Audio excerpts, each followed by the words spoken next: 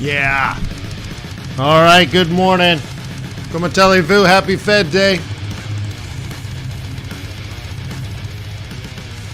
Welcome to Forex.Today, the YouTube community of almost 20,000 foreign exchange traders. We gather here today to conduct technical and fundamental analysis with the overriding goal, planning trades. With that being said, let me remind you that trading is risky. It's not appropriate for everyone. Your past performance, good or bad, is not necessarily indicative of future results, but please stay small, stay humble, focus on the long term, and never risk money you cannot afford to lose. My name is Wayne. I trade currencies just like you. I also like commodities, things like gold, oil, and Bitcoin.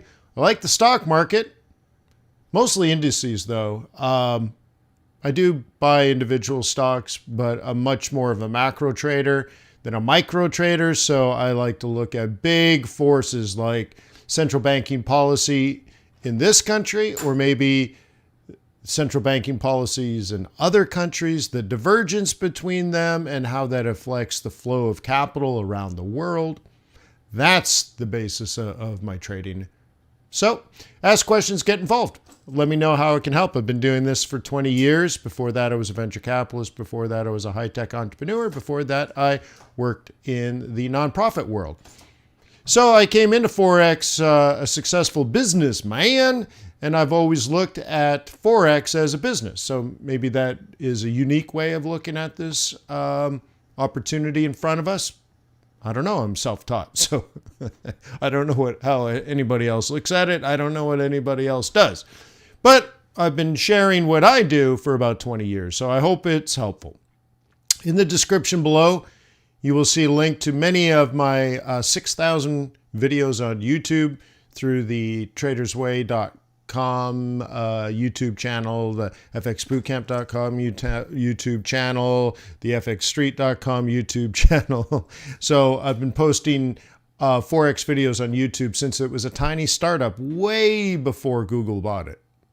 So anyways, that's a great repository. And I think what you'll notice is in the 15 or 20 years of videos on YouTube, my trading style hasn't changed at all. There's also a link in the description below to a free Forex training course on YouTube, so you don't have to sign up and give me your email or a credit card or something. No, don't worry about it. And it goes over my my chart setups, how I use moving averages, how I use oscillators, so on and so forth. Great. There's a link to fxbootcamp.com, which is a community of foreign exchange traders. There's 65 hours of hardcore, non-fluff training videos. 65 hours. It's $88 a year. Cool. And there's a link to tradersway.com, an ethical, trustworthy, high-performance foreign exchange broker. They earned my loyalty and respect many years ago. I recommend that you check them out. Tradersway.com, open up a demo account. You will see that they have fast execution speed, narrow spreads, huge swaps.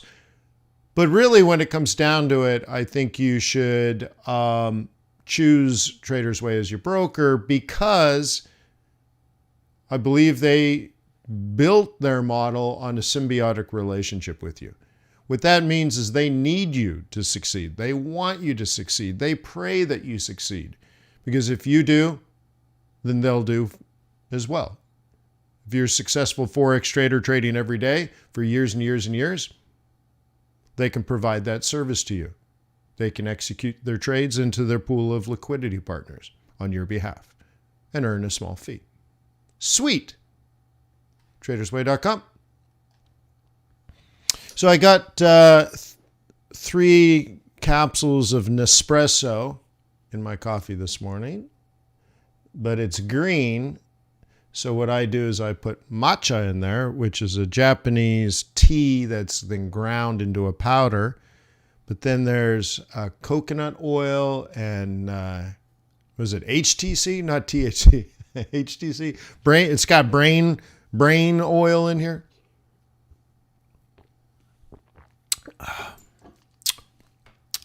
Kelvin, why don't you contact support and find out? Okay, now. Okay. Let's take a look. So I suggest we'll do a brief webinar today. We'll look at US dollar. We'll look at euro. And then we'll look at gold, oil, Bitcoin, and then we'll call it a day. Obviously, today is a Fed meeting. Obviously, there's huge event risk. And a lot of liquidity is coming out of the market. I look at these charts and I don't see pound going up. I see pound shorts coming out. It's not going up, it's going out. And so anyway, so I don't really want to get involved in the new risk going into the FOMC. Maybe after, maybe a few hours later, maybe tomorrow, maybe next week. But now would be the equivalent of degenerate gambling.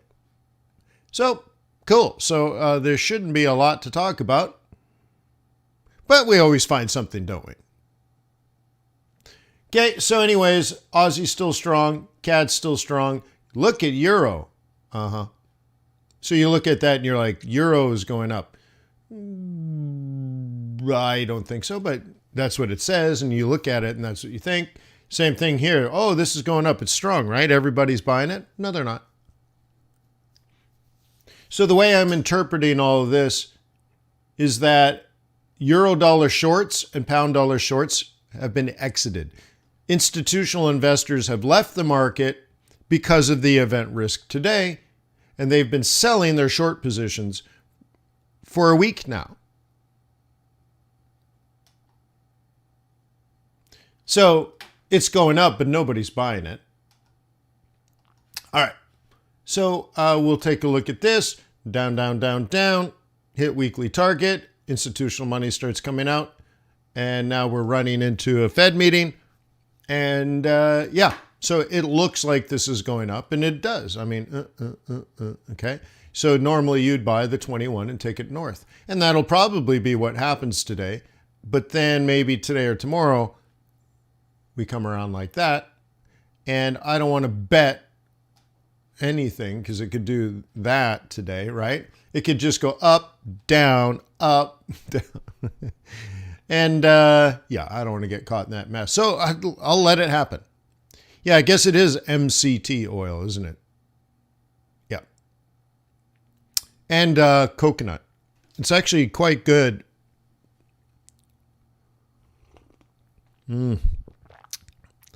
Coffee and tea mixed together. Isn't that strange? My coffee is green. Okay, so anyways, I'm going to take that point of view on all of this stuff. Now, Kiwi dollar is already rolled over. Okay, so that's a different scenario. I mean, depends on your time frame, right? But it's already at the 55, where the other one was on where Aussie was on the 21. So that's what I'm thinking for August.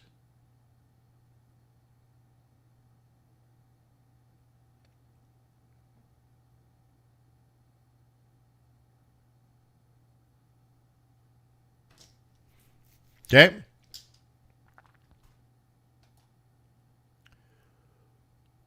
Cool, right?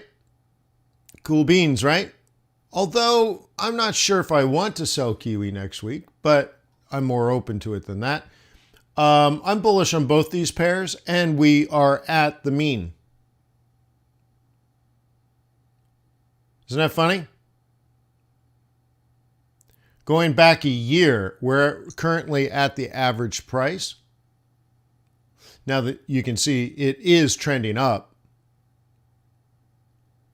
but that's not always the reason you need to be buying it. And even if you were going to buy it, you're supposed to buy it at the bottom, not the middle. So is that going to happen? I don't actually think so. I think this is going to happen. But I don't want to trade the cross currents. I'm bullish on both those pairs. I'm bullish on both these pairs as well.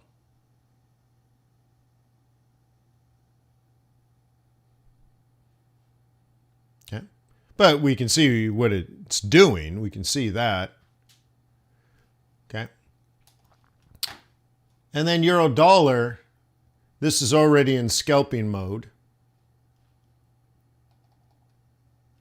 Okay, you can see I'm already in scalping mode. European session. Okay, top, oops, let's do yellow. Okay, we have a top in here, you see. Printed a low. Here's the low of the open. And then we start stabilizing. You connect this, you connect this, you connect this. We're sort of in here. And in a normal day, and today is nothing close to normal. In a normal day, I would say breakout, higher high. Therefore, down in here, higher low, and this would have been a buy. Okay.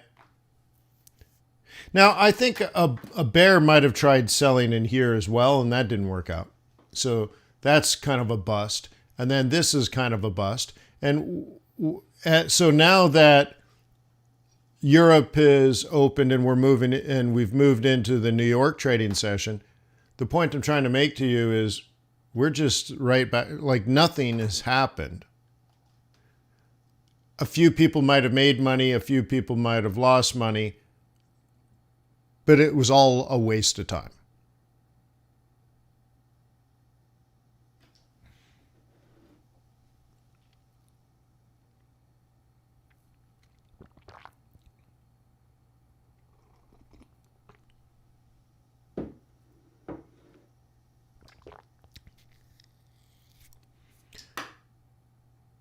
Mujib, is that a question?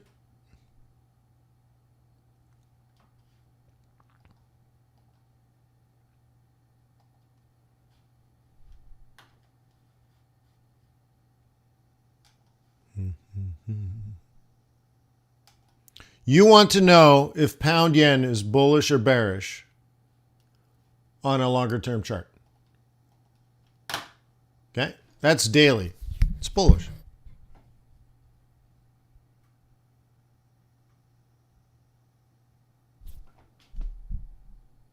But you're asking me like, what, is the sky blue or green?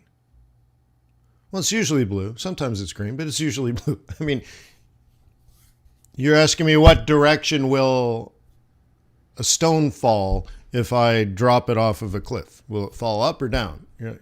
Right? It's not much of a question. That is bullish. Okay, great. But I don't know how that's helpful to you. Okay? In this time frame of a bullish market, we are consolidating.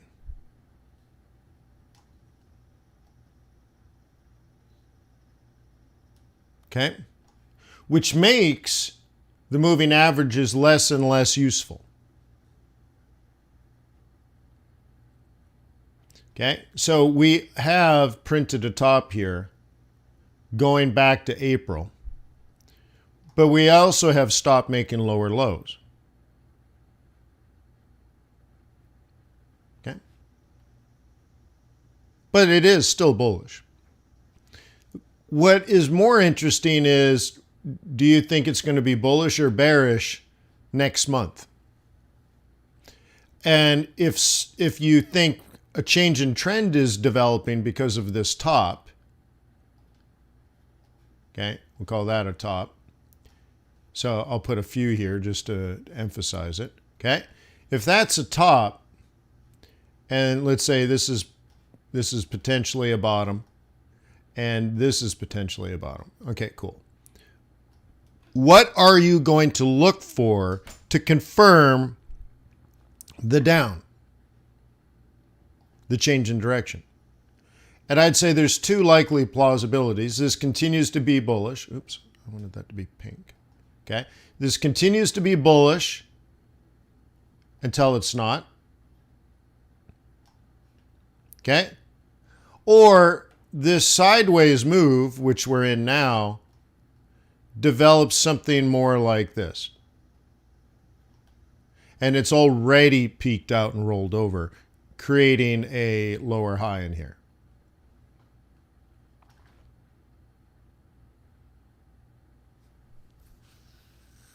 Okay.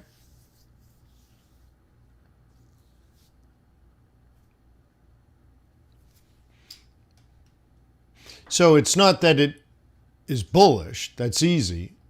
What's it going to do next month? Okay. So like when you do basic statistical analysis, okay, bullishness is defined by the rise over the run. Oops. Do it in blue. Rise over run. That is what has been happening. Okay? Majib, you see what I'm saying? So statistically, this is bullish. Yes, M is equal to rise over run. Okay? But now your next question is, what is the probability that it reverses? And what would you need to observe to confirm that? Now, these shouldn't be the same. Oh, I grabbed the wrong one. No wonder. That's why they're the same. Okay, you can see that. So we have a base above and below. So that's a lot of analysis. So I created my own tool to do this much better, and okay, that's why we have this going on. At the top. Okay, at the bottom. Okay, so currently you buy at the bottom and you sell at the top. And right now we're in the middle, so there's nothing to do. It's beautiful, isn't it?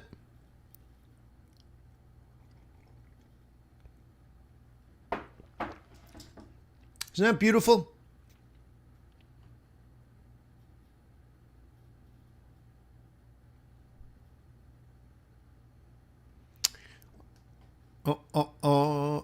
I believe if yield curve controls are removed, that this could be an interesting trade.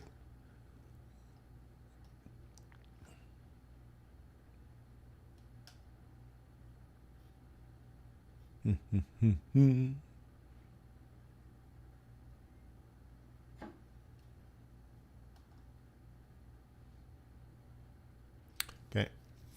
You know, one of the things that's interesting when you start busting out like daily charts and stuff, many of you have a difficulty staying into your trades for a few hours. And yet, if you look at the daily chart, these trends last for months.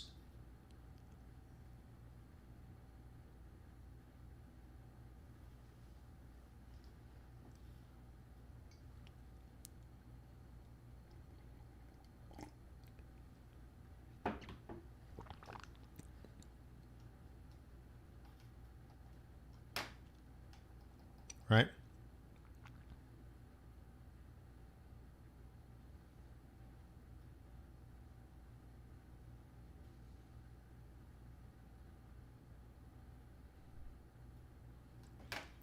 Just watching it.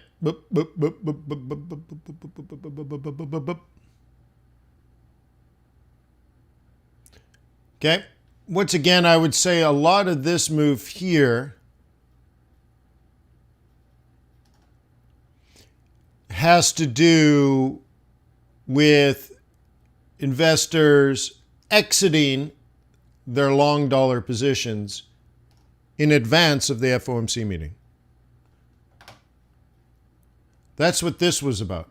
So these lines I drew during, it was either the day trading group or the swing trading group, but this is training in which I'm showing you, okay, the moves that occur before a Fed meeting, okay? And very often we get into this debate when you're on a 15-minute chart. we're telling ourselves everything's changed. It's bearish now. Okay? That's where I'm trying to get to. I guess I got to turn that off, turn that off. All right. We're in here on a 15-minute chart, and we're like, oh my God, everything's changed. The uptrend is over. It's dead, eh? And instead, what I want you to think about is, how do institutional investors handle a Fed meeting, which is in this period here? Fed week, right? How do they handle it? Well, about a week before, they start to exit.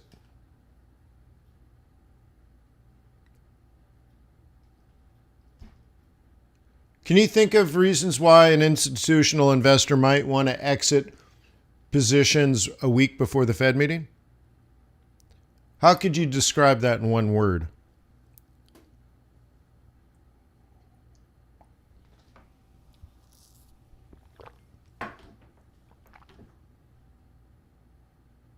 Risk. Not fear.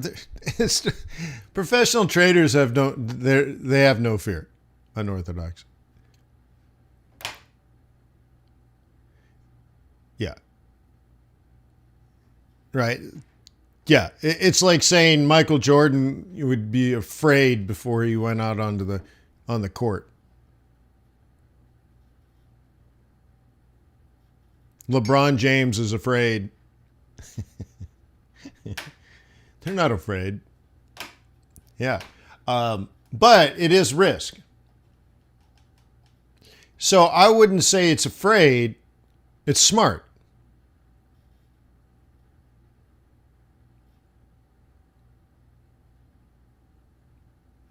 So Jean-Guy got it. Yeah, it's risk that things can change. So they drive it up to a target. Look, this is a monthly pivot point. They drove it up to, and then they're out. Give me my money. Okay?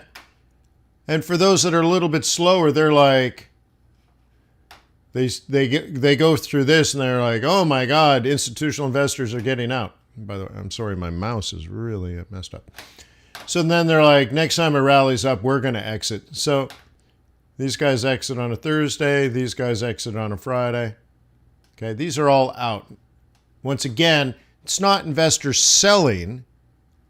It's institutional traders exiting long positions. So one way to look at it is, what do you think is going to happen next? La la la la la la la.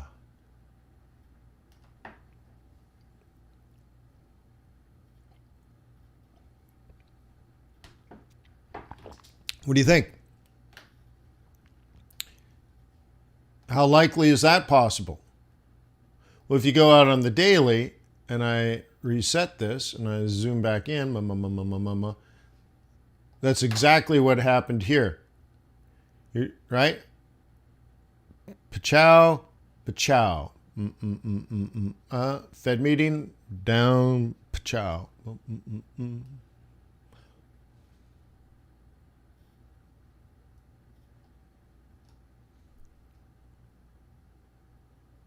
Cool.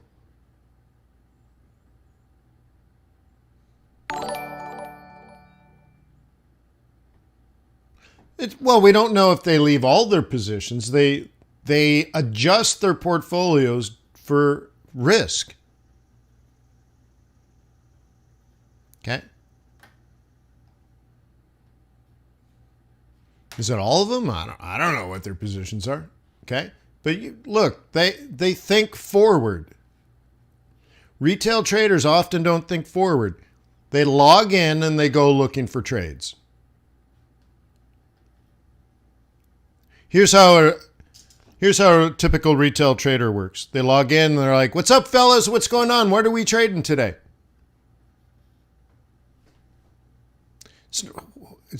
I don't even understand the question. What do you mean? What do you mean you don't know? Like, it's just as weird. You don't know what you're trading today? Oh my God. I actually dream of my trades.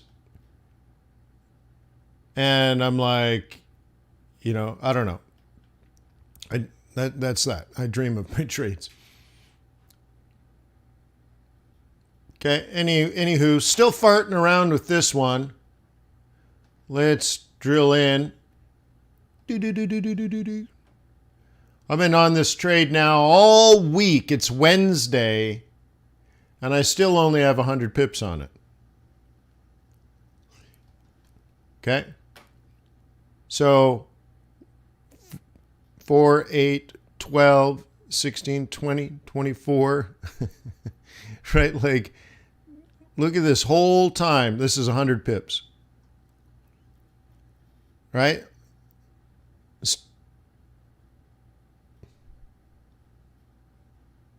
Sitting here doing nothing. Now, if I start to remove some of these, I'll show you what I'm looking at now. I guess let's remove this. Guess we'll remove that. Don't need the 5. All right, so these two moving averages that I'm using right now, you can see what's occurred. The dotted one is below the 21. And what it's trying to tell me is this 21 in the future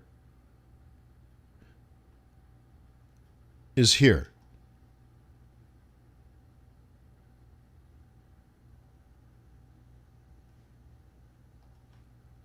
All right, let me double check this.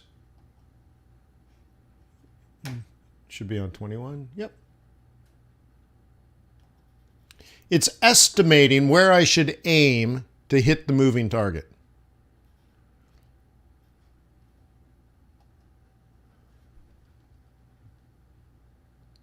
So I can move my stop. And price should, not may, may stay below that little cluster.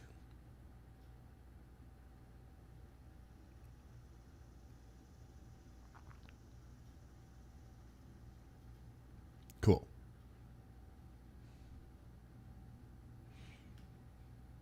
Just fine.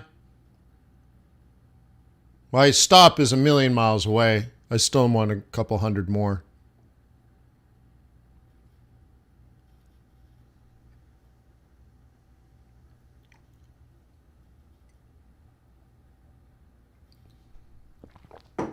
Handy dandy tool. It's all irrelevant, in my opinion. The most relevant information on this chart, oops, let me delete this and close that. Okay, let me back out a little bit. The most relevant information here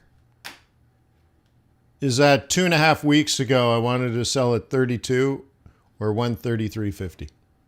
Everything else is just nice after that. Yeah, that little dotted indicator versus the striped indicator. Yeah, that's nice. It's irrelevant. Even the moving average itself. Like what? You don't really need this orange line, do you? It's irrelevant, but it's nice to have. It just makes it kind of easier. But isn't this nice, EuroCAD? Look at down, down, down, down, up, up, sell.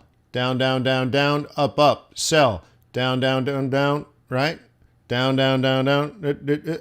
It was only here that it was ever breached. Okay? So we dip below and we break low. So this could be right in here, your first little sell. Ultra conservative sell. For some reason you were buying euro during a war and selling CAD when gas prices are near an all-time high. I don't think so. I don't think you could have been thinking that. So you would have been a bear and you could have got in earlier, but let's just say you're ultra conservative. And I'm totally okay with that. So you're in, let's say, June 27th. Okay. And then you get knocked out in here, stopped out just above this here. So you're at 131.50 on July 14th. Is that Bastille Day? Okay, so what is that? 2 weeks? 2.5 weeks? Once again, I think it's like people struggle to stay in for a few hours or a couple of days. I'm like, are you even looking at charts like this? So anyway, so it came back, right? A little Fibonacci retracement, lower low, lower high, rolled over. Okay. I could stay in this a while, couldn't I? I might be wrong, and it comes up and knocks me out. But I could. It could be a nice little trend, right?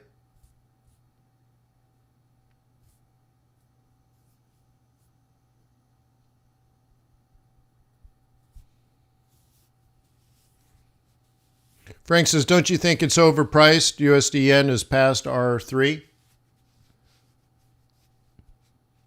No. There is no real definition of overpriced. It will go as far as the market wants. Nobody gives a damn about R3. Now, when you look at R3, and very often it does indicate that, and it can come down. I'd want you to not talk yourself out of a bullish market, but instead recognize that if you see a reversal pattern, you should take it quite serious because we're quite elevated. But what I described to the FX Bootcamp community, gee whiz, I don't know, 3-4 months ago, when it comes to like the yens, that it's a tsunami. It'll go as far as it wants. Nothing's going to stop it. But eventually, it runs its course. Yeah, and the water will go back out to sea. But the analogy I gave, and it's not a good analogy, it's a horrible analogy, but the idea is you don't want to be the guy standing on the beach, staring out towards where the ocean used to be, and you're like, hey, where's all the water? You don't want to get in the way of a tsunami. Okay? So, yeah, it's at R3, but this is a fundamental move, not a technical move.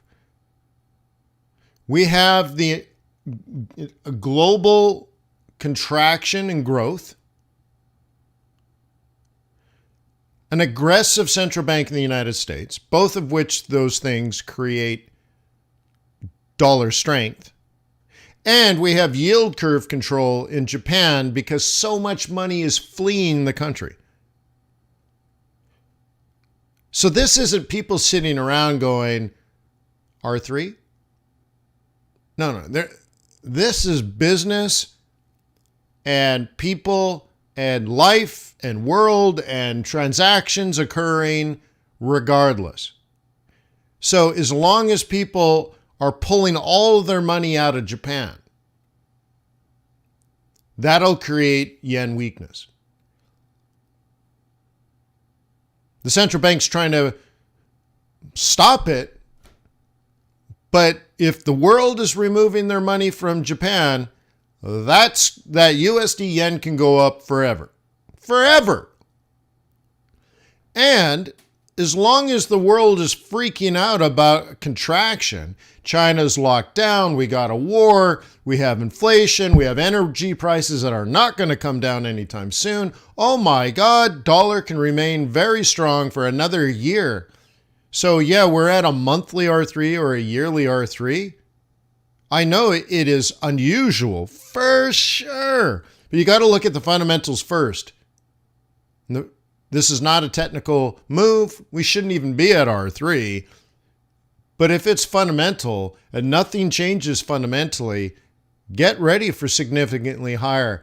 Now, another thing to start preparing for in regards to that pivot that Frank's talking about, next year, we're going to have an inside year.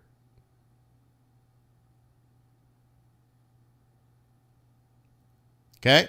Because central banking policy will change next year. It's the big thing that we're discussing as, professional traders. We're not discussing whether the Fed's going to raise 75 basis points or not. That's not even the conversation. That would be an amateur conversation. What do you mean? Dude, it's all been priced in. That's not even the right question. We're talking about terminal rate and velocity. Okay? And so that is what we're trying to figure out. And we're going to learn more about that in the press conference than the actual release. Okay? And so that is when we're trying to figure out when the dollar will stop being strong. But what is happening is it will be strong until that policy changes, which is next year. And then next year, when the policy changes, instead, when we've hit a terminal rate, and then we're discussing how long are we going to stay at the terminal rate, and then when will we go to a neutral rate? When we get to that process, then the dollar will lose some of its strength, and now we'll have an inside wheat on massive pivots created by a crazy year this year. And most likely at that period, we'll be at annual R1, and we'll have the conversation about selling the US dollar well before everybody else. My guess, you ready for this? Third week of August, 2023. How do I come up with that? Well, I spent at least 8 hours over the weekend doing technical and fundamental analysis on the weekend. So that's how I get to these conclusions. Lots of data input, and then meditate, and then medicate. Right? Think about it. Think. How do I get the honey from the honey pot? Think.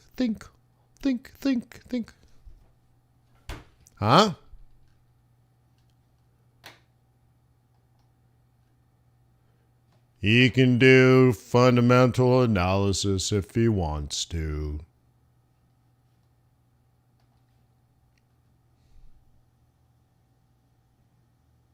Okay. Seasonality is coming back. We're getting more and more normal, but you have to understand you can't apply seasonality to this year. And I had to adjust my point of view probably, what was it? Late January, February? Because what happened was I thought, right,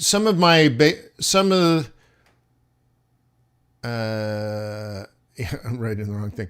Some of my model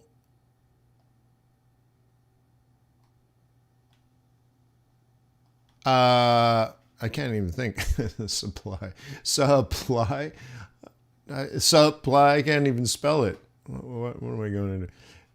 The supply side of the equation in my base model, I thought was fixed or would fix. Okay. In the United States, COVID was over. Stupid Omicron, right? And China, you remember, went like a year and a half while the United States was shut down. China was fine. They're like, we cured it. We fixed it. There's no COVID in China. And now we have this supply chain issue. Okay. that continues to be a persistent problem. And I didn't have that in the model. So therefore, typically, I'm much more worried about demand, and the Fed is adjusting for demand. That's what the Fed does, by the way. The Fed does the demand curve. Okay? The Fed can lower interest rates and increase demand, or raise interest rates and decrease demand. That's what the Fed does. And I thought we would be at S1 right now, normal equilibrium, and the Fed will do some things and everything will be fine.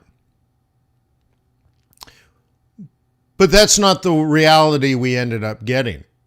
So if we're in a world where it's mostly supply problems, you can't, and it almost never, see, capitalism never has a supply problem. Socialism and communism have supply problems. Okay? Go find a Eastern European country or go to Cuba, which is still communist, right? They have supply problems. They don't have anything to buy. You don't need money in a country like that because there's nothing to buy. Foreigners come in and they're filthy, stinking rich. Right? They're like, look at this place, everything's cheap. Okay? And a local's like, I don't got any money, but if I went to a store, there's nothing I need to buy. And if there's something I need to buy, I don't have enough money. So we're in a world now that supply is a problem. So like, for example, what's wrong with Europe right now? Europa. Okay? Europeans have positive savings and positive earnings. Wages, I'll put wages. Why? Well, they're capitalist, but with a little bit more socialist bent than like America. So they have higher wages, but they have a higher unemployment. But their unemployment is quite stable because if a company hires somebody, they can never fire them. Right? You can never fire them. So you never want to hire somebody if you're a European company, because God forbid one day you need to lay people off, social unrest and all the laws and rules, you'll be sued, all this stuff. So anyway, so you get a job and it's a pretty good job and it pays pretty well and you can keep it forever. You don't have to try very hard because you're never going to get fired. That's how the model works. And because of that, savings rates are pretty good in Europe, actually. Okay? So what's the problem?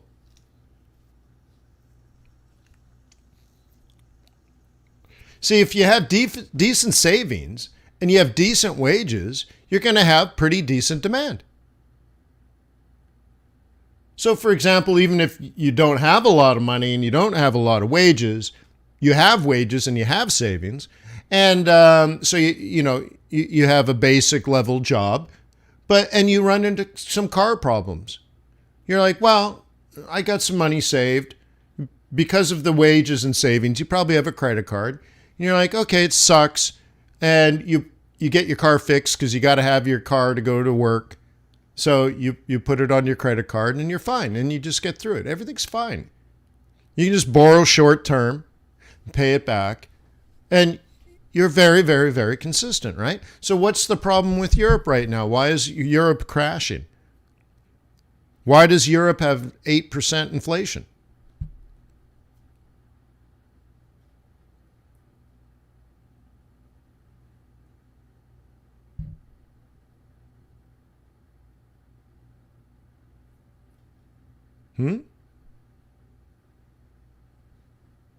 Yeah, Danny said, was that Winnie the Pooh? Of course it was Winnie the Pooh.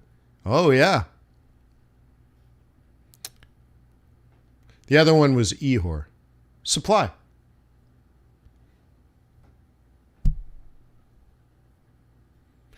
So the supply of what? Food and energy. And semiconductors. And whatever. Supply of everything, basically. So the ECB can't do anything about it anyways. So is this normal? No. So you can't take seasonality and say, well, over the last 20 years, blah, blah, blah, blah, blah. Well, this is nothing like the last 20 years. When was the last time Europe had inflation? Europe is the same as it was 3 years ago. An economic disaster. Right? A monetary disaster. Maybe not economic disaster, but a monetary disaster. Oh, we had the Greek, and then we had the pigs, and then we got the this and then that. It's the same, bro. Nothing has changed except supply. So now it's like mediocrity with high inflation. Eventually, we hope inflation will come back down and we'll resume the mediocrity.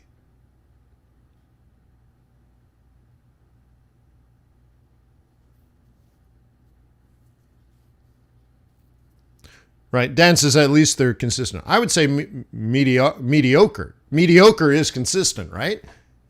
It means like never really epically awesome and never really epically horrible. Okay?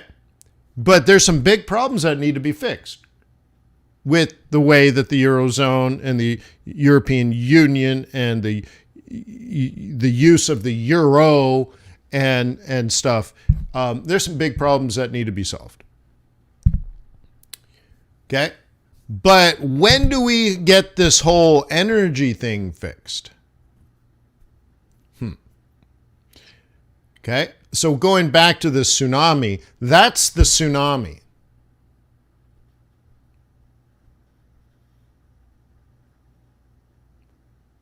So as long as we got that tsunami ripping through Europe, okay, seasonality won't matter. Okay?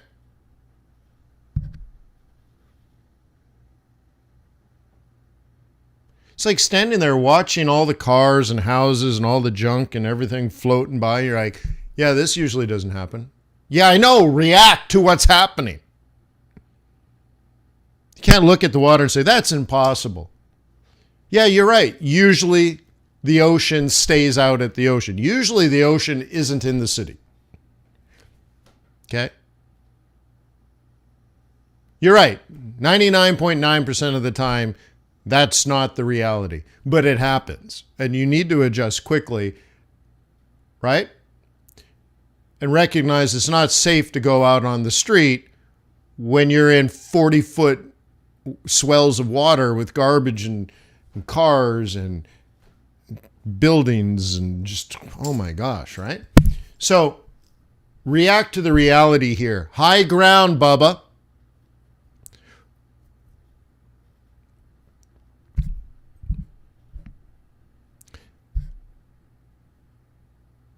Dan says they, I think you mean Europeans, incompetent. I wouldn't say that.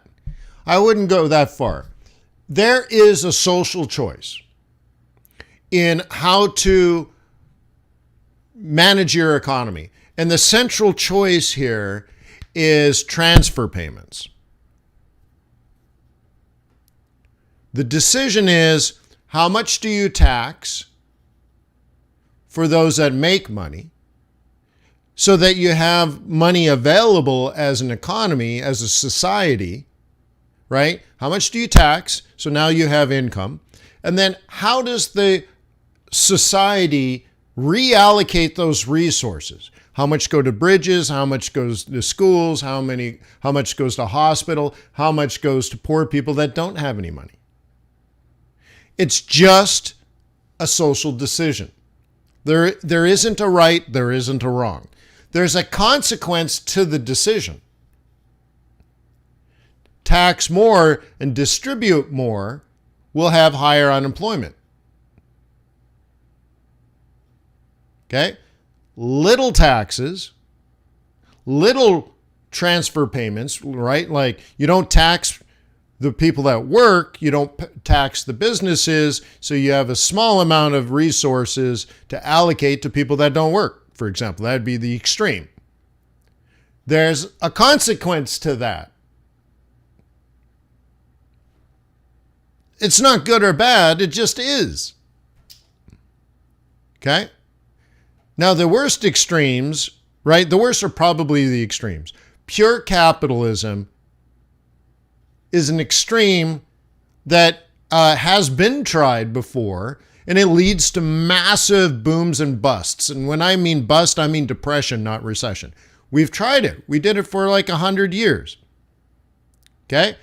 And we decided that that's too much one way. So we added things like the Federal Reserve Bank in the United States. We added things like Social Security. We added things like the income tax. You have to understand, these are fairly new if you're looking at 500 years of, actually, you could probably argue closer to 1,000 years, right? Let's say 1,000 years of capitalism. It's only been the last 100 or so where we're like, okay, pure capitalism or something closer to that doesn't work. We need to have some taxes. So we created an income tax. We're going to need a social infrastructure. So we created Social Security. We're going to need a central bank to avoid the booms and busts. So we're going to create the Federal Reserve. That was 1913. Okay. A lot of this stuff happened before and after World War I. Social Security happened right after World War I. Okay? I'm not sure about when the income tax came in, but probably right around there as well. So America at least decided pure capitalism was too dramatic, right? But then you go the other way, communism and socialism. Well, it doesn't work at all. It's a complete waste of time. Huh? Complete waste of time. So that doesn't work. So what is the best balance? How much? Oh, same thing, right? Right around the Fed. Thank you, Global Investor, 1913. Sweet. So what is the right balance of taxation and redistribution? Well, it's a variance of, well, how much unemployment will you tolerate? So the more you tax, the more people are the higher unemployment you're going to have, partially because, not completely, so I'm not being political here, and I'm not trying to be, I'm definitely not radical in any way. I'm not trying to send a message. I'm just saying, when you tax a lot, then you can afford to pay people that are not working. Less incentive to get a job, right? And so you find your niche. So if you're like, well, we'll tax 50%, but university will be free for all college kids. That might be a wise investment.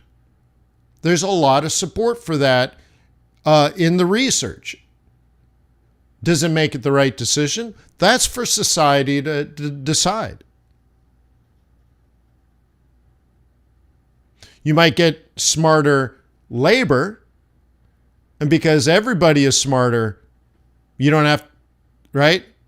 It doesn't drive up your value wage-wise, so it's actually deflationary. Everybody in your economy is smart, so their wages don't go up higher for smarter people. Everybody's smart. So now you got smarter people and wages are still normal, right? It's somewhat deflationary, but because you have smarter people, you could argue they do better work, they do faster work, they do more difficult work. So it's more efficient. Therefore, that's why the wages don't have to go up because, right, doing microeconomics, right? You have greater output for the same amount of input, so the cost per unit is down. Cheaper. Smarter people make smarter products, smarter machines, smarter technology makes everything cheaper because you can make more for the same. Okay? So you might hey, our society will have to raise taxes, but if you want to go to university in our country, we'll pay for it. Cool. $65,000, $75,000, $100,000 a year per person. Okay? It's just a decision, but there's a consequence to that. Higher taxes. Okay? Whatever. So there just isn't anything right or wrong. So my point here is that as long as supply is the problem, okay,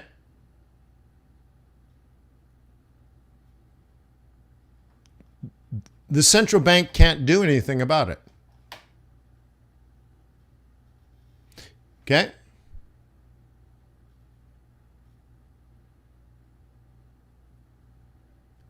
And prices go up, okay, you're probably going to get a shift more like that. And then our next thing that we need to worry about is when does the supply shift back to something normal? So we'll make this S3. When do we go back to that? When? And we're talking about China, and we're talking about energy. At some point that will happen. Prices will fall, and you'll get a new shift again. And we'll be back to here. So it's more like, when do you anticipate these shifts to occur? And that would change your view on trading in Europe. Okay? And I'm talking about the third week of August in 2023. That's what I came up with. Don't quote me on this. I ain't said shit. to quote the late, great Eazy-E.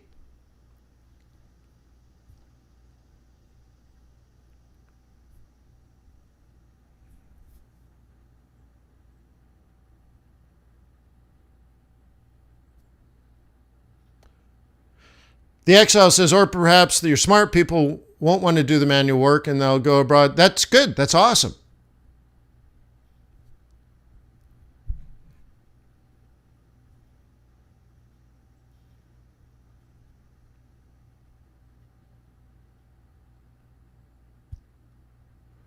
I don't know about Boys in the Hood. You're probably thinking Straight Outta Compton, but it's Eazy-E. Wasn't that like one of the first NWA songs? I can't remember.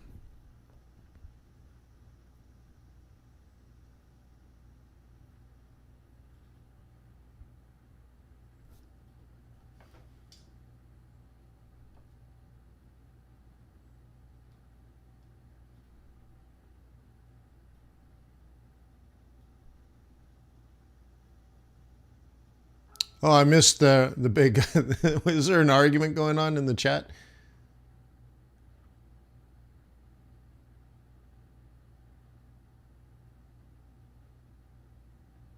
Yeah, so I'm not going to read the whole conversation, but I can see there's a back and forth. But Hope says the energy crisis will be solved when we run our cars on electricity and water, and we run our planes on biofuel and stop treating the earth like a toilet. Yeah. It's not going to happen as soon as you would want, Hope. And I know it looks like you're running your house on a battery bank. Great. Okay, but you know you're on the fringe, which is fine. And it's inspiring. I do believe humanity will make energy free. Like, it's going to happen. So that's the good news. Dan says it's not an argument, just friendly disagreement. Yeah. But we will get there, Hope. So there is hope. There is hope, right? But what's going to happen first is more likely a transition to natural gas. And it's significantly better. And it's cheaper and easier on the short run. And humans are decidedly short term. So it will avoid the worst of the irreversible damage. It will slow the inevitable. It'll buy us another 100 years before a major crisis. But in those 100 years, eventually, we will move to better technology than natural gas because it's still pollutant. It's just way better than oil, than gas, and it's oil and gas, and it's way better than coal, and coal is way better than wood. So we're just in the beginning of what's probably a natural gas revolution for the next 100 years or so. That your Tesla, you're driving around in a battery-powered car that's powered right now by coal and oil. Okay, great. It's an improvement, but the electricity is still made by coal and oil. That'll be converted to, in many cases, it's let's say coal and nat gas hybrid. Okay, so eventually it'll be pure nat gas, or some solar, some nuclear, some bio, but it'll be 80 to 90% nat gas. And you say it's way better than coal. Correct, but the thing is, natural gas is horrible compared to solar. Okay? But we're not going to get there anytime fast. Now, I've driven just even recently past solar farms and stuff. They're really amazing, right? And we will get there. There's enough just from the sun to power the universe. I mean, oh my God. We're going to get there. But the next 100 years is probably going to be more about natural gas. We'll get away from oil. We'll get away from coal. We'll get away from all that. And the worst of the worst, the ugliest of the ugliest will be removed. And it'll buy us some time. But to get energy free, you want to use the wind. You want to use the sun. You want to use the energy of water moving around the earth, like we are trading money moving around the world. Okay, we can take advantage of the currents of the oceans and of rivers and such. So when we get to that, it'll be free. So like, for example, you build a hydroelectric dam. And I've been on site of one of the world's largest hydroelectric dams in the world on the border of Brazil, Paraguay, and Uruguay. Stood on the top of it and I could see all the different countries. Amazing, this thing. And it cost a lot of money to build. It takes a lot of resources, a lot of people to build one of these things. It's massive. It's something like out of a science fiction movie. It's so huge. But once it's built, it's built. 100 years later, it's been paid for many times over. So it just produces electricity for free. You understand? You could build, right? Solar technology can improve. And like our deserts of the world might just be solar farms. And once you build it, it's done. Wind, for example, it blows, you turn the turbine, you get paid. That's it. Once you build it, the turbine turns. 15 years later, you've paid for the turbine. Now it's just maintenance cost. So 5% of the energy it's created gets sold and used for maintenance. And the rest of the time it just produces, right? It's free. You don't have to hire an employee to stand there and watch it. So we will get there. Wind is eventually free. Water is eventually free. The sun, I mean, think of it. Every roof in the world should be solar voltaic. Maybe we'll all have Tesla roofs and we store all that energy in batteries. We don't need a grid anymore. Awesome. That's where we're going. It's absolutely awesome. But it's not going to happen as fast as people would want because there's just easier and cheaper ways of doing it. And that's what humans do. Humans don't have a good concept of time. Okay?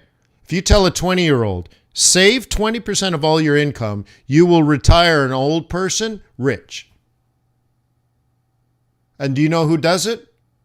Rich kids, not poor kids. Because they're like, well, but then I can't afford to have an apartment. Then I can't afford to have a car. Then I can't afford to, and then I can't afford, and then I can't afford. And pretty soon one day you're 65 and you can't afford to retire. But if just in the beginning you made the sacrifice when you were young, save 20% of your income, save 20% of your income, save it at 20% of your income, one day you're not poor anymore. The interesting thing about money, by the way, this is how the rich get rich. If you were poor but saved all this money, after about 10 years or 15 years, which is a long time, you've saved that money. Now you got this pile of cash locked away somewhere, like a retirement account or an investment account. So it's growing and compounding at, let's say, 8% a year. So after 15 years, you've doubled your money. So once again, you've saved, right? But now you have double the amount of you saved. And now this is an income producing asset that can be leveraged because now you want to buy an apartment building. They're like, ooh, I see you want to buy an apartment building. Well, what assets do you have? And you're like, well, after 15 years of saving and investing, here's this pile of money I got locked away as an income producing asset. And they will count that as collateral. So they're like, oh, okay, we will give you this apartment building. And I mean, give it to you. Because now you have this cash as collateral. They don't take it unless you default. But who pays the mortgage of the apartment building? Not you. The renters pay the mortgage. The renters pay the taxes. The renters pay the electrical bill. The renters pay the landscapers. So another 15 years goes by.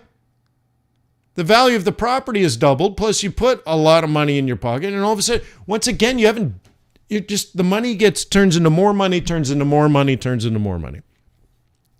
But in the beginning, you got to stay poor. You can't say, I can't save the 20% because I need a nicer car. No, you don't. Walk. Get a bike. Work closer to home. Start your own company. Work for yourself. Work out of your bedroom. Don't buy a nice TV. Don't buy a nice car. Don't buy a nice house. Keep your head down. Make money. But we don't have a good concept of time, and it's very difficult. It's hard to be human.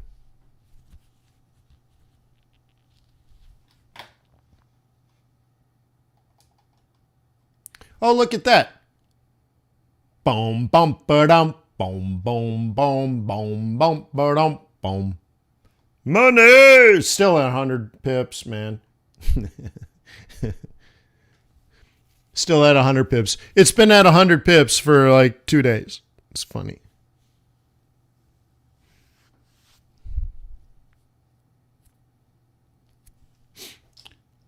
So we got this FOMC meeting coming up. I'm not going to do a live stream today. I'm too busy. I will probably trade it, but not in a live stream.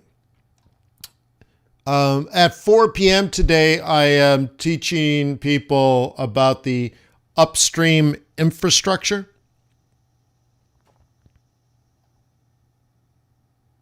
In the oil trading course.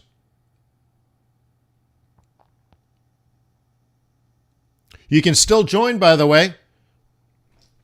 Lectures 1, 2, and 3 are recorded. The videos are on the site. They're nice. They're easy. They're pretty. They're even pretty.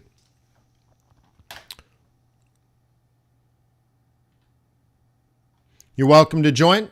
It's not too much money, $250.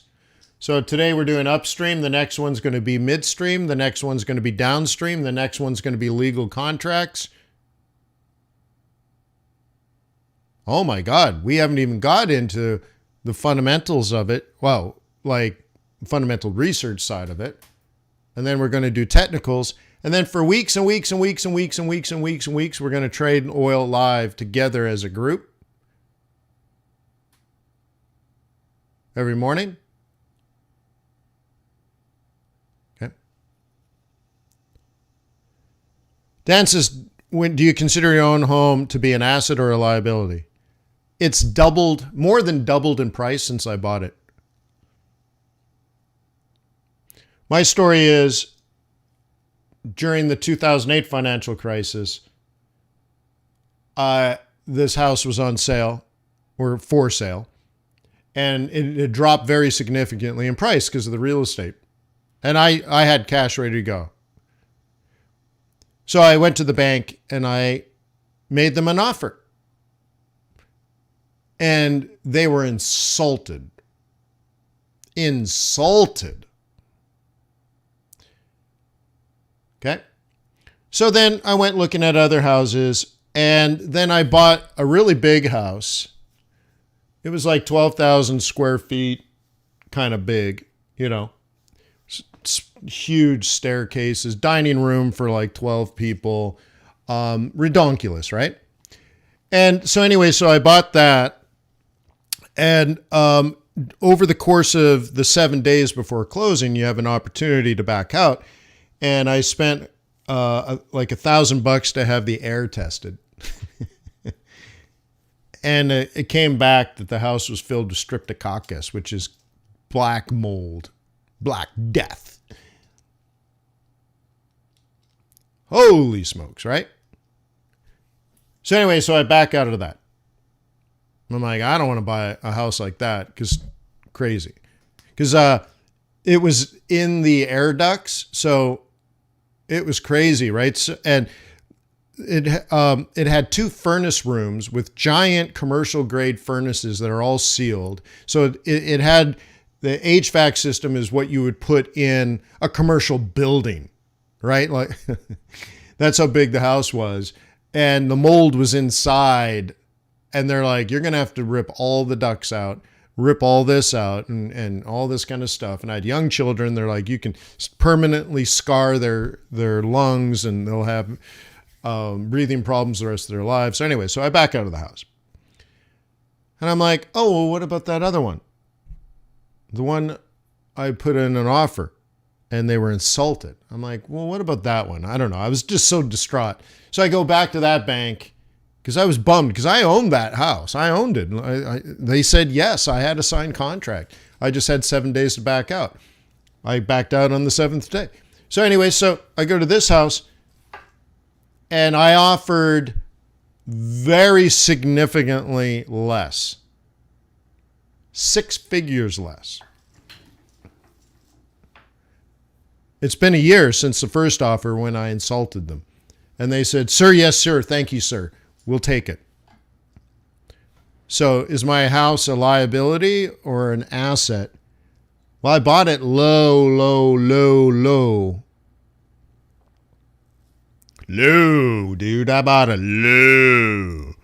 And it's more than doubled. So yeah, it's an asset, man. An asset makes money. That's what the definition of an asset is. Your $1,000 TV is a piece of junk. Your $60,000 car is a piece of junk. It's only worth as much as you can sell it for. So you bought a $60,000 car, you could probably only sell it for $40,000. So it's a $40,000 asset that'll eventually be a $2,000 asset. It's just a matter of time. Or you smash it, boom, now your car's worthless again. My house goes up in value. I can leave my house, I can rent my house, and it produces income. It's an asset.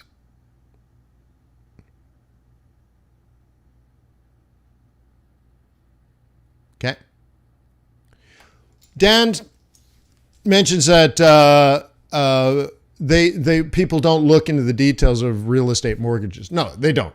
So normal people are not economists. Normal people are not professional investors, right?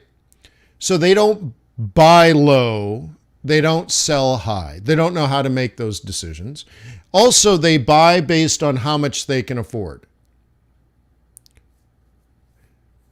So they say, I can afford $5,000 a month. They don't think about the $1 million asset. So $5,000 a month buys you $1 million house. But what if you were smart and timed everything so you can buy $1 million house for $700,000 while interest rates are very low? So So now you'd only need $3,500, but interest rates have fallen. So now you get your $1 million house for let's say for $3,000 a month instead of $5,000 a month. But then over time, the house goes back up to $1 million. So now you've made $300,000 and you're only paying $3,000 a month where everyone else is paying $5,000.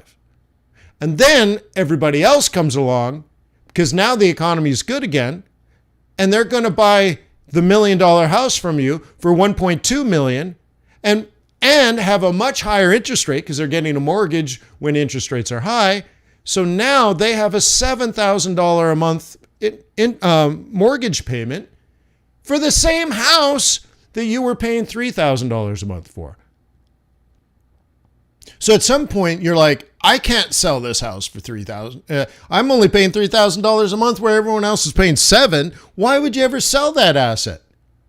So now your debt to income ratio is super low. Meanwhile, there's amortization, so you owe less and less on the mortgage. So you just rent that out.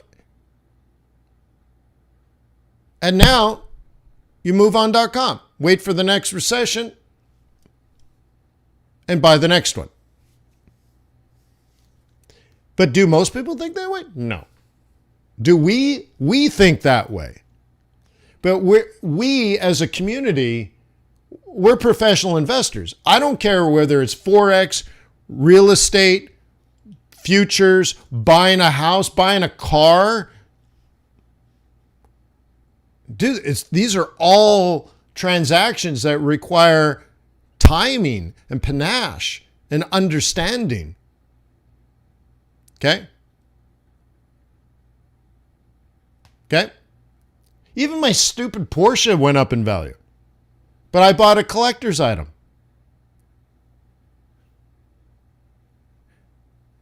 Okay?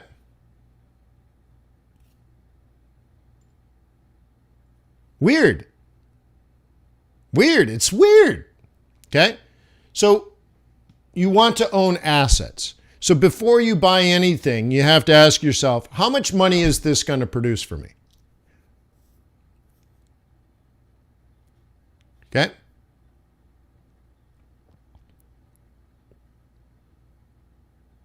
So your TV will not produce money, but your computer will if you're a Forex trader.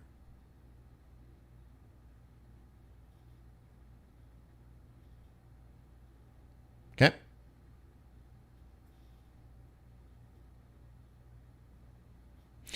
So anyways.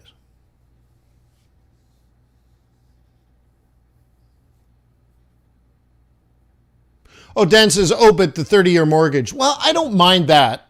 I don't mind mortgages. I think what you're saying is pay cash or have smaller mortgages and amortize them more quickly. I got you. But, and you'd have a lower mortgage payment. But the other argument is you lock in, let's say it's $1 million mortgage. So you lock in $1 million for 3% a year. But I can make 40% a year in the stock market. No, not in the stock market. In the Forex market, let's say every year, let's say you make somewhere between 20 and 40%. Well, why would you take all your money out of your business? It has to come from somewhere, right? If you have money in your savings account, that means it's not in your trading account. So whether you're taking from your savings or taking from your trading account, it doesn't matter. It's your assets that you convert from liquid into real estate, which is illiquid, right? So you take a 30-year mortgage. If you take a 15-year mortgage, you have to take more money out now. So in that case, I'm like, I'll take the 30-year at cheap money.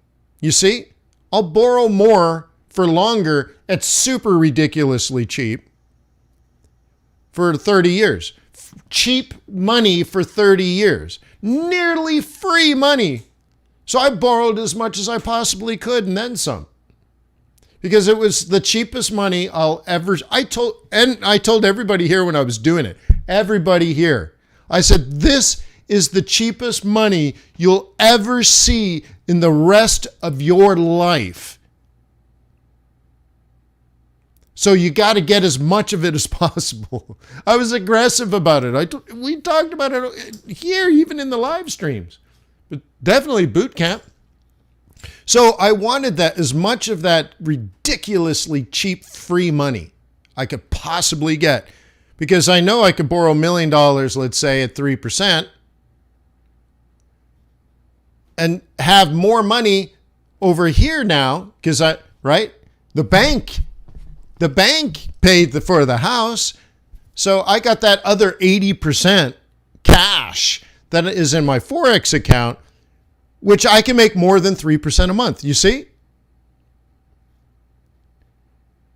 If I had given that up and let's say I bought the whole house for cash, now I have $1 million less to trade. I have a house and it's free. I don't have monthly payments, but now I have $1 million less to trade with. And that's significantly different, isn't it? As far as your 40% with 1 million less, and your house has costs, doesn't it? Don't you have to mow the lawn and pay the insurance and you change the roof and paint it every few years? Like, oh my God, it's still a cost center. So I want to put that over there. I'll put 20% down, borrow for 30 years, give me that cheap money, and then have the 80% of that cash. So now that extra 800,000 is still in the trading account, and you're trading 20 to 30 to 40% a year with all that. Dude, your house is free.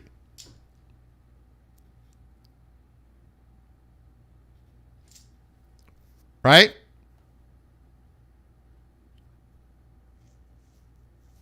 You see? Because of how much money your 800,000 is making in the market, one month pays for 1 year of your house. Done. So that's how I look at that. But again, to me, we're professionals. That doesn't work for other people. People with day jobs, oh my God, right? They're under much different constraints. Right? People with day jobs commute every day, so they have to pay for the car, pay for their gas, deal with bosses, deal with parking, deal with traffic, deal with the potential of being run over by a big, 18-wheeler and killed or crippled. That's a risk you take driving to work every day. And then when you get there, you want to get there early and stay late, maybe work weekends, maybe work holidays, so that your boss might give you a good review and a 3% raise. So if you hustle, you can make 3% more next year. That sounds like hell.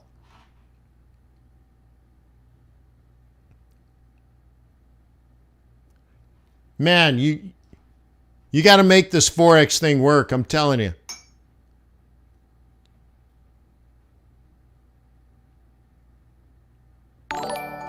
You got to make this Forex thing work. Or trade oil, or trade gold, or trade Bitcoin.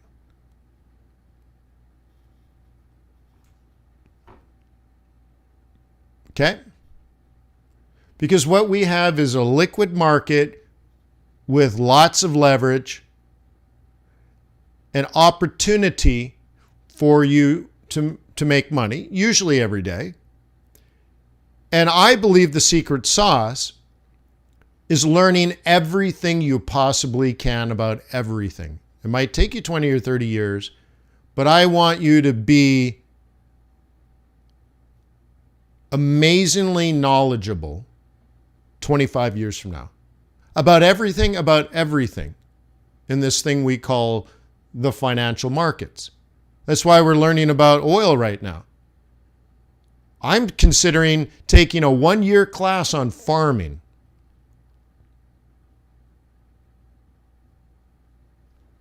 I'm not joking. I'm thinking about taking a 1-year class, a formal class.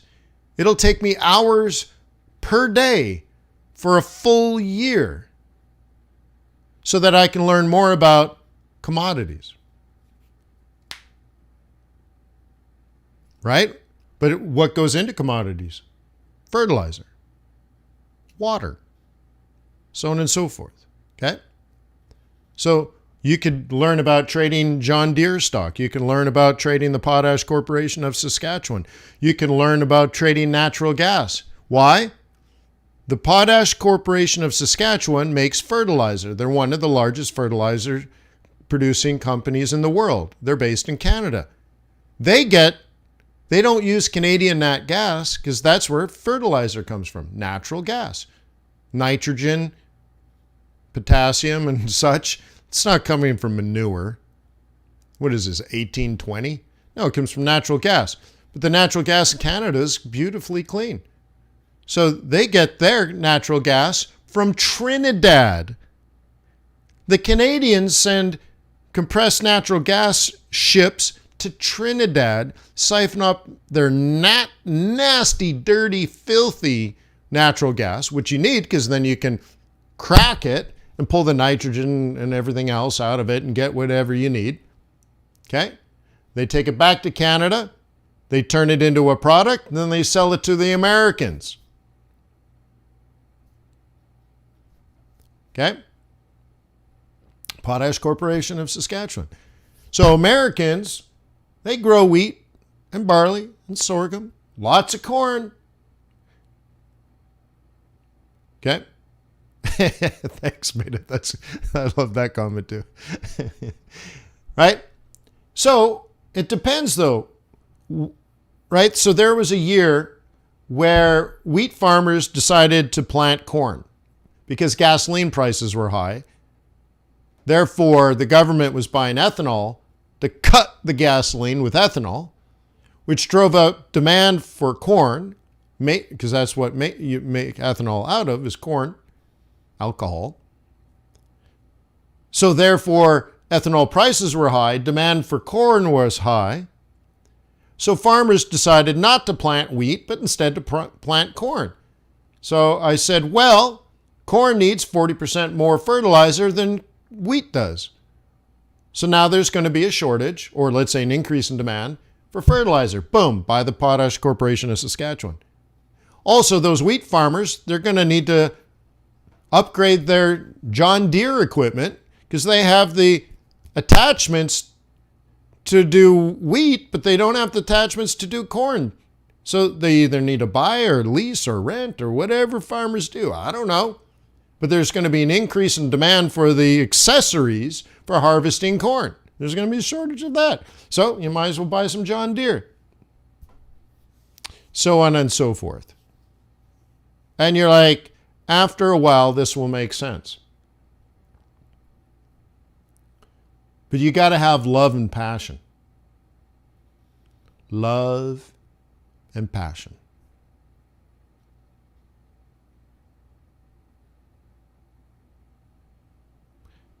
Actually, these guys here, okay, the Stoics, these are skulls. Skulls. Oh, you can't see it. There it goes. Skulls. The Stoics don't believe in passion. They say it's actually a risk.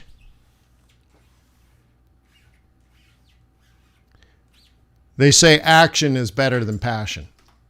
Passionate people sit around dreaming all day. Okay?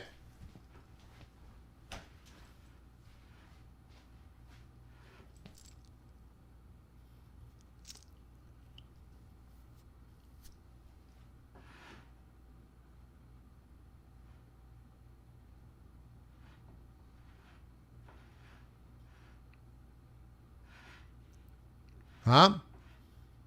Passion maybe should get you to start.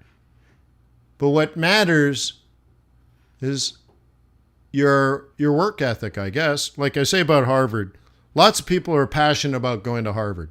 Most people don't go.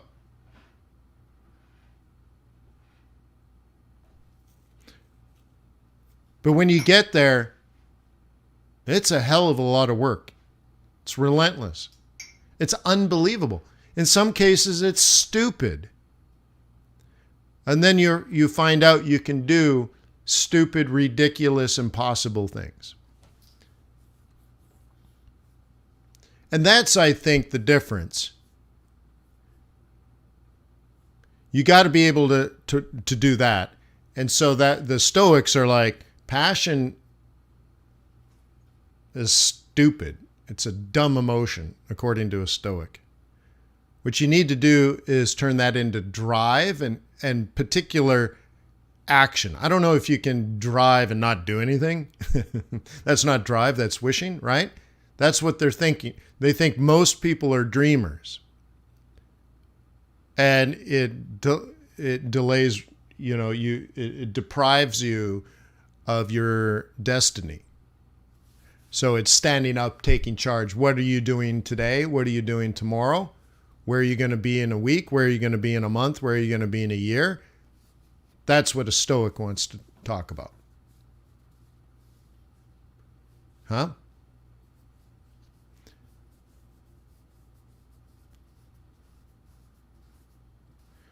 Well, again, sort of like passion and ambition, they would probably interpret the same thing like, it's all talk. It's all dreams. There's no value to that. Okay? There's no value to that in a Stoic mind. So I would interpret this as E equals MC squared. Okay? Your dream is measured there. The mass of your dream is tiny.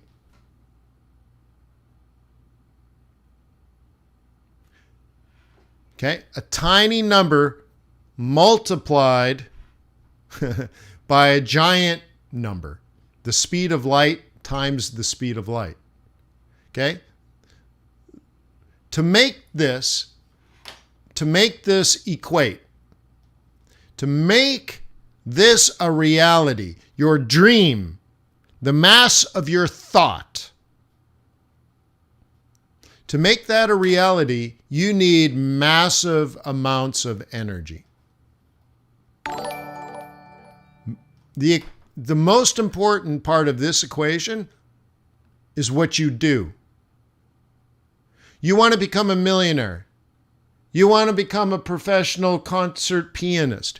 You want to play in the NBA. You want to be a professional golfer. You want to juggle 27 balls in a row and at one time and win the Guinness Book of World Records. I want to drive a Ferrari. I want to be beautiful. I want to be kind. I want to do this. I want to do that. Nobody cares. It's worthless, according to Stoicism. You want to do a lot of things. You'd like to have a lot of things. You'd like to see a lot of things. I want to see the pyramids. Then get off your ass and start walking. You can't afford to fly? Take a train. You can't afford to take a train? Take a bus. Can't afford to take a bus? Take a bike. Can't afford to buy a bike? Start walking. Well, that'll take me forever. Uh-huh. The dream is worthless. I want to be a successful Forex trader. Great. Good idea. Nice. How fantastic is that? Yeah. Okay? Doesn't matter what you want. Doesn't matter what you dream. Doesn't matter what's on your vision board. Get to work. If you spent 9 hours building a vision board, you could have spent 9 hours learning how to do fundamental analysis. That would have been action. Convert your energy into a tangible result.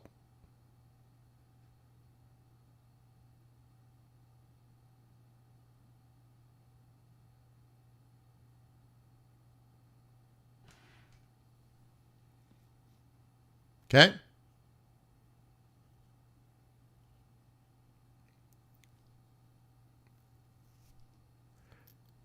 The passion, global investor, is after. Okay, the passion is for adding the energy. I think the best artists show this. Okay, you might think that the passion is the music, for example. And I don't think that's true. There's a lot of people that are passionate and talented and all that.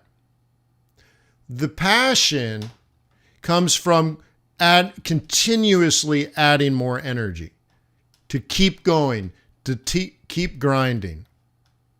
Okay?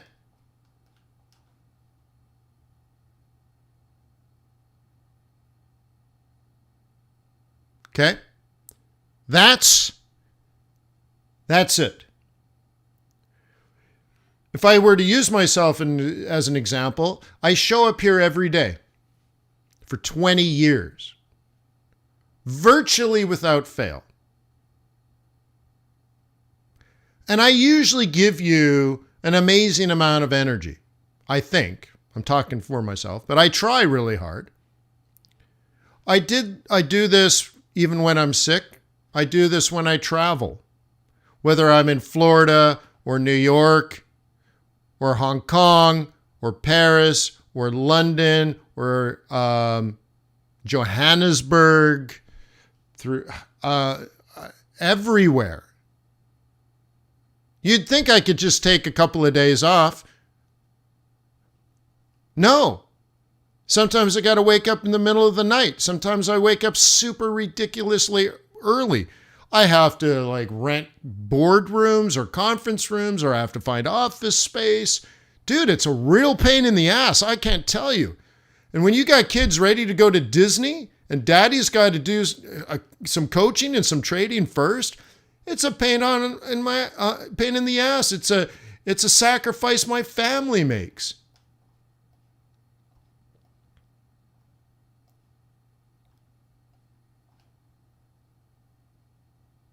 Travel doesn't stop. Illness doesn't stop. Typhoons, hurricanes, tornadoes, earthquakes, traded through them all with you. So, don't get me wrong. I love trading. But you got to be focused on the energy. The consistency. The never fail is what you need to be focused on. Keeping that energy up, finding the energy, developing the energy. That's what it's all about. Okay? Same thing like I'd say wanting to go to Harvard and being able to graduate with honors. Wanting to go is the MC square stuff. Okay? But to do it, and then to do it at the highest level, is all about the E. You got to be focused on that energy. Otherwise, it's just a dream, and that's that. And that's what the Stoics were talking about more than 2,000 years ago. Passion's cool, but you got to be passionate about the right thing. Okay? So Marcus Aurelius was a general before he became emperor. So he's fighting the Germanic tribes. And actually there were quite a few other wars later in his life, but the Germanic tribes, you can't feel good about this one. Or I'm certain we're going to beat these savages. We're the Holy Roman Empire. We got this. He never thought that way. Oh, we're better than these savages, these cavemen running around Germany. They're nothing compared to the Holy Roman Empire. We'll destroy them. No. He spent his time, his energy, focused on what we would call gathering intelligence and formulating strategies, focused on winning, like in the art of war, which is many, many thousands of years old. Sun Tzu said, a victorious general, how does it go? An honorable general wins. No, an honorable general is victorious because many plans were made. Okay? Which is another way of saying a dishonorable general might win because that general has 2 or 3 times as many troops. An absolute advantage. But what if the other army is defeated? But they kill twice as many people.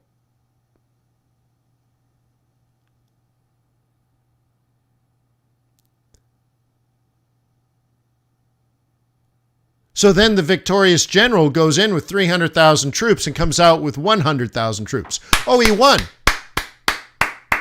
but destroyed 2/3 of his army to beat a much smaller army. Very dishonorable.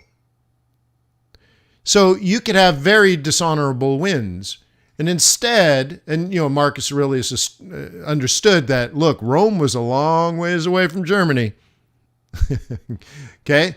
There ain't going back. You can't make a mistake. The focus isn't on just being bigger or more beautiful or more talented, but instead the focus on energy is winning smartly, intelligently, through doing better work, being better prepared, having better intelligence, having better strategy, having better technique, which we call tactics. No assumptions, just better everything. It's all about the energy, but not the dream.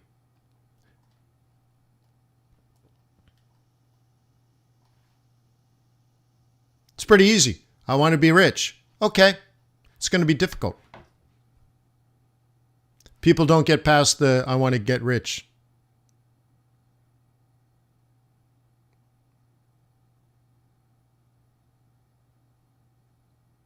See? So you got to switch your passion for, if I was rich, life would be so great, right?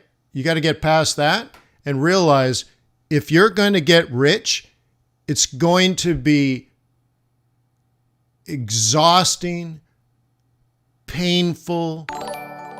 You're going to have to give up all the luxury of your life, whatever luxury it is, on the short run. It's going to be harder. It's going to take longer. You're going to sacrifice like crazy. Weekends, nights, holidays. I work Sunday every day. Every week, I work Sundays. Yep, it's okay. It's what daddy do. Blood, sweat, tears for years. It's harder than you think. It will take longer. And you will have to keep going. After 10 years, after 20 years, after 30 years, it will still take an unbelievable amount of energy and sacrifice. But you'll probably be rich.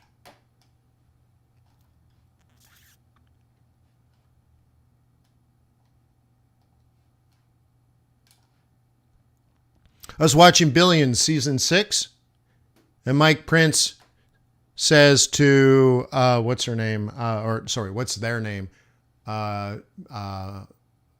Taylor. He says to Taylor, you got a number, don't you? And she says, yes. And he's like, it's 100 million, isn't it? She's like, yes, I'm out. I'll quit. I'll have 100 million. That's enough to live, and that's enough to do good things in the world. And he says, I have 10 billion. And I'm trying to do good in the world. And it takes even more resources than I have now. That's why I'm here. And I thought that was really interesting. There is no end to the energy. Do you understand that?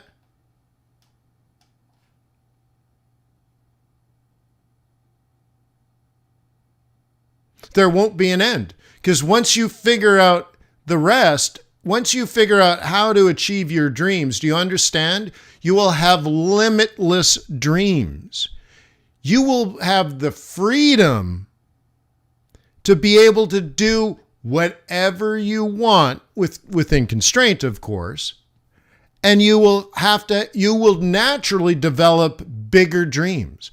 Not bigger houses, maybe, probably, bigger, fancier cars. Yeah, but that's childish stuff. After a while, you don't give a crap.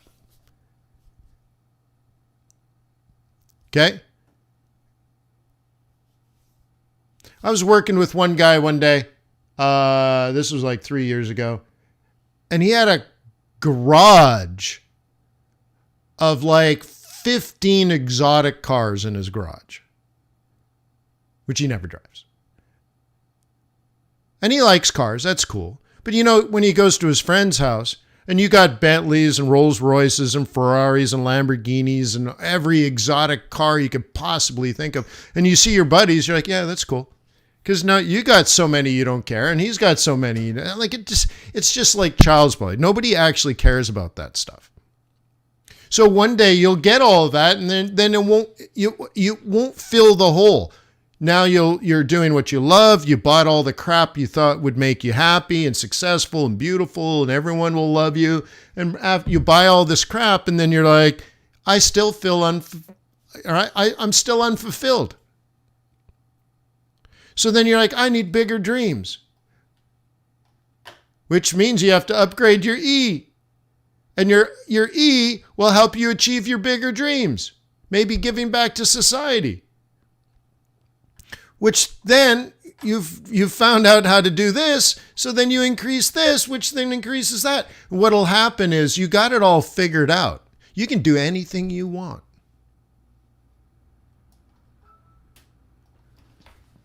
Huh?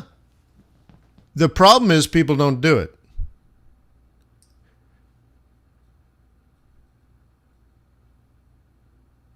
Huh? That's it, isn't it? Have you ever tried to figure out Elon Musk's typical day? If you start tracking him, not only is he running multiple companies and dealing with investors and dealing with employees and dealing with lawsuits and just even traveling, but then he does an amazing amount of media appearances on TV, on talk shows, on documentaries. He speaks at conferences. Dude, and he's got children. You ever try to figure it out? That, yeah, he's smart. But do you ever try to realize that, okay, he's smart. He's got good ideas. So his M is bigger. The mass of his brain, the mass of his ideas are unique. But I think what makes him successful is this.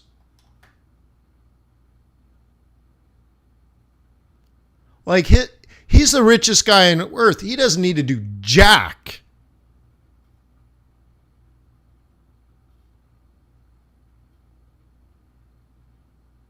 Okay? I think if you learn how to create energy and convert this into value,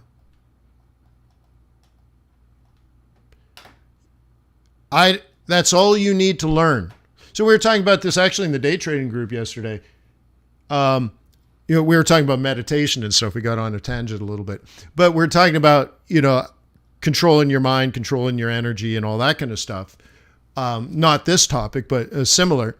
And somebody made a comment like, yeah, well, if you get this is what makes you successful as a Forex trader. I'm like, this makes you successful at anything. See, if you learn how to create energy and convert that energy into value, people will pay you for that value, and you can do whatever the hell you want to do. You don't even have to qualify. Is this good for Earth? Is this bad for Earth? If you just want to own 12 houses, if you want to own 15 exotic cars, if you want to take over the Earth because you're a psychopath, you want to buy a jet plane, you want to buy a helicopter, you want to buy apartment buildings, you want to buy shopping malls, you want to be like, you could do anything. Anything. You understand? It's the secret to everything. Anything you come up with, you will be able to do.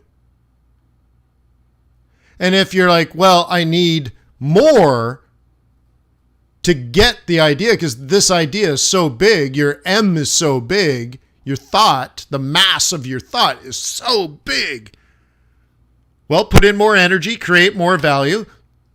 People will give you whatever you need because of the value. Usually it's money. Because you give somebody a dollar's worth of value, they'll happily pay you 80 cents or 70 cents or 60 cents. Like, dude, you can do that all day. That's what value is. Okay, you charge 20 cents and provide 60 cents worth of value. You're in business, man.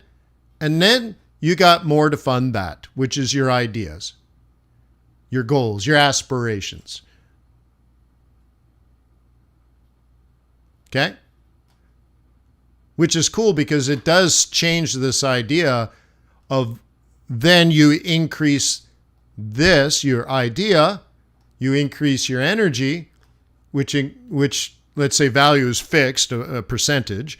And then this is fixed as a percentage, which allows you to do whatever you wanted to do, which then gives you the freedom to do this. So you do that,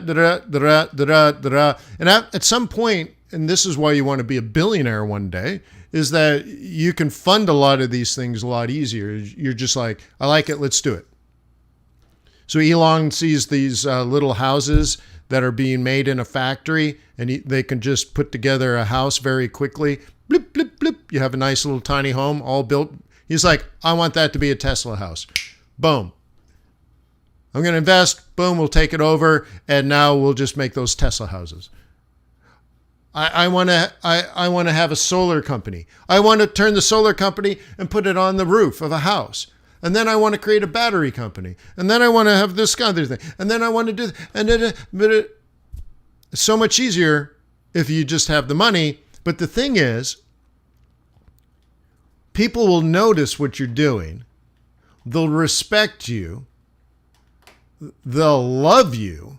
And they'll pay you. And it's a virtuous cycle. People will come up to you like, I don't really get your idea, but I love everything else about you, so I'm going to help you.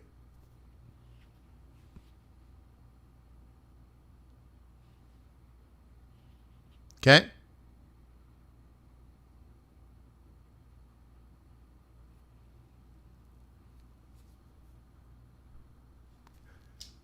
But it's all bullshit for most people.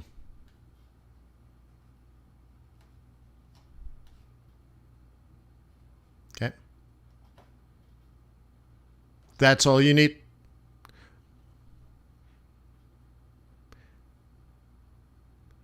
And going back to this idea of should meditation be, and this goes to a conversation I had at FX Bootcamp, but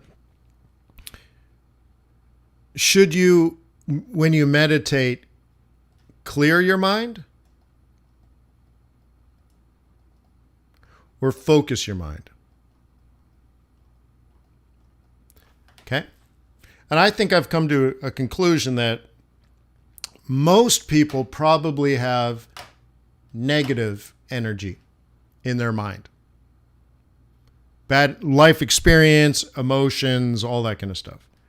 And I believe I have positive energy. So most people need to clear their mind of that negative energy. I think that's the first step. I think you might be able to learn how to do that. I don't do that. But for whatever reason. Okay? And so I spend all my time right here. I got all this energy. And by the way, it's not easy. You might think you might think I'm a social butterfly, or what's the other one? A firecracker. I don't have a firecracker personality. I don't. No, none of it I was born with. Okay? I've learned over my life how to do whatever needs to get done, regardless of any problem, any challenge. I don't care. I fail a lot. I'm okay with that. But I have this energy, and remember, the energy has to do with the M, the idea. I have lots of M's. And I'm trying to how do I put this in order? And this is how I meditate. I would never want to clear my mind, because then if I clear my mind, what the hell? All that goes away. Then I have nothing good in my life. Why would I want to do that? That sounds terrible.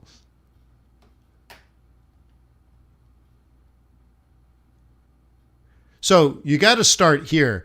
And the funny thing is, or the sad thing is, this is probably developed partially, if not mostly, by people in your life. Your parents, your spouse, your aunts and uncles, your neighbors, your community, your country. Okay? And you're on a feedback loop of negative energy, and you have these voices in your head.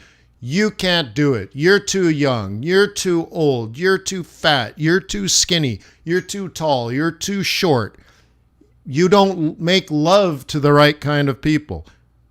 You don't dress the right way. You don't have the right daddy or mama. You didn't go to the right school. You can't do this. You don't deserve it. Your type of people don't do these kinds of things. All this crap. I'm not saying they don't exist. I'm saying they exist. Yes, clear your mind. I'm in this mode, and I have been from a very young age, of come hell or high water, I'm going to get this done.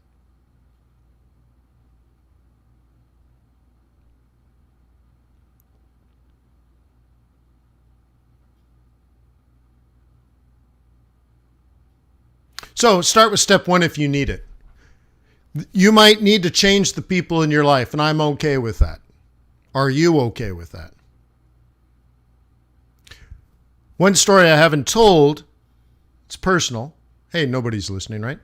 When I was a kid, my best friends, my band of brothers, my neighborhood buddies that I knew from a very, very young age, and we were hanging out every single day. And I grew up in a tough, poor neighborhood. So by the time we're fairly young, I don't even know, 12 or 13, okay? We're still pretty young, but I'm telling you, a band of brothers. Right? Every single day we hung out since we were like kindergarten kids, right? Like band of brothers, whatever. Best of friends, neighborhood buddies. Once we were older kids, they decided to get into a life of crime. You're like, well, what does that mean? Oh, yeah, breaking into stores, stealing cars. Yeah, like no joke crimes. I walked away. I told him, I'm not your friend anymore. 5 or 6 of my best friends, I am not your friend anymore. These are children, kids that live next door to me, down the street, couple blocks away. These are the kids that are in my school. These are kids so I even changed schools. I am not your friend anymore. I don't know where I got this. I want to do something great in my life. I remember the day. I remember sitting on the sidewalk after. I remember I have no idea what I was going to do, but I just felt like there was a destiny. Why? I don't know. Right? I'm in a single mother household or a single parent household. My mother raised me. I'm in a poor neighborhood. My mom worked all the time. We had nothing. Nothing. We had nothing. And yet I wanted to do something and was willing to walk away from the negativity. I didn't clear my mind. I cleared my life.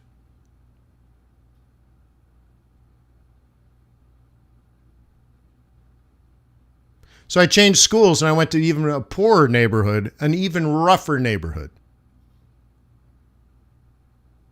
I remember telling the kids that had less than me. Okay, my mom would give me Christmas presents. Modest, but I always got a gift under the Christmas tree. My friends in this other school didn't have a Christmas tree and certainly didn't get a gift. There was no money for that. So I remember telling them, pick something out in a magazine, and I'll buy it for you one day because I'm going to be a millionaire. Strange. Strange. You got to clear your mind and do something positive. And maybe that was the first step for me. I didn't know how to manifest it or share it. I wanted them to just dream for a little bit.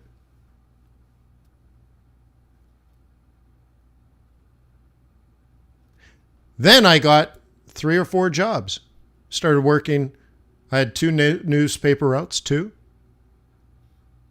Had to hand deliver every newspaper before 7 a.m. It's negative 30 degrees outside and snow, and you have to put every newspaper in the mailbox at the front of the house. None of this throw it on the lawn stuff that they do in America. Worked weekends and nights at hockey games.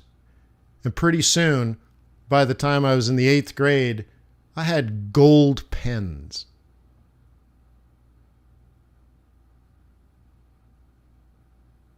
Gold pens. I just thought this is what rich people did. I had no idea. But I worked, I hustled. It was all E. It's all E. That's all I'm trying to say. I'm not making myself some sort of example of right or wrong. There's no right or wrong. What I'm trying to say is, in my life, I had nothing but negativity.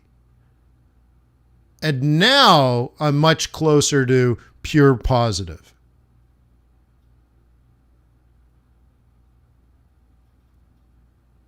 Okay? So maybe work on the transition. I think if you join FX Bootcamp, and here's a big sales pitch. If you join FX Bootcamp, we'll convert the negative energy into positive energy. You'll learn a lot about Forex too. But you probably need to go from negative to positive, and that's very difficult on your own. I'm not your priest. I'm not your best friend. I'm not your psychologist. But you'll be surrounded by like-minded people trying to do the same thing. And it's good people.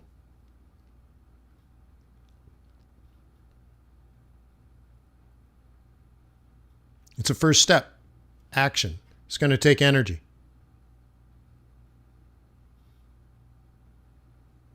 Okay? And $88, which is what? Value. So you have to convert your energy into value. You can go to work, get a job, so you can pay the $88.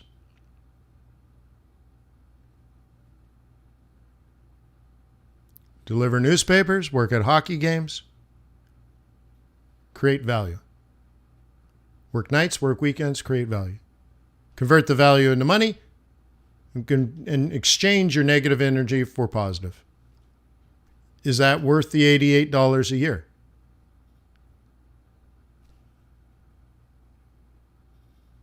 Right? I don't know.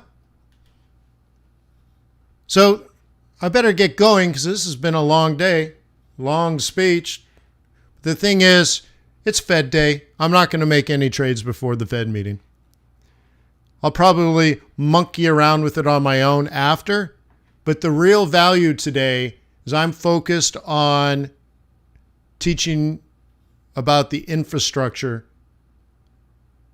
of drilling oil, both getting it out of the ground and then converting it into a useful substance that can be sold. Some of it's natural gas, some of it is crude oil. But how do you actually physically get the stuff out of the ground? What do you need to do to it so that you can sell it to a midstream purchaser? And it's 60 slides long, and it's incredibly detailed. And I'm super excited. I have tons of E for you today. Super ridiculously excited. We've been working on it for dozens of hours to get this ready for you. I think you'll find it amazing. Peace on earth. May the pips be with you. May your profits be above average. You can join the oil trading course. You have to convert your energy into money and insert a credit card, but the link is in the description below. It's half price. Cheers. 3, 2,